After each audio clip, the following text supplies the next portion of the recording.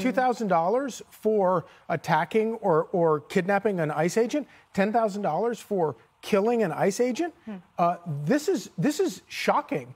And I get on a legal front, I get squeamish about sending federal troops into cities to enforce the laws.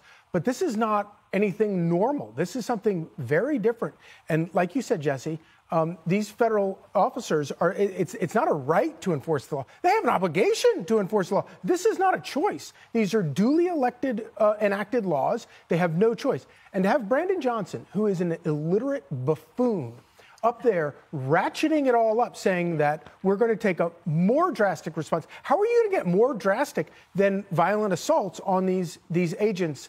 The idea that we're going to have ICE-free zones, and I hate this because whether I disagree with you or not, or whether you're a Democrat or whatever, I hate watching these scenes, and I hate language that ratchets it up.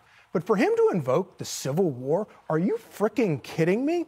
Going back to the illiterate buffoon that he is, I don't think he understands his history. And I know it's sort of unfashionable to study the history of the Civil War, but it might do some people some good to realize that the first shots fired in the Civil War were by locals in Charleston Harbor firing on Fort Sumter.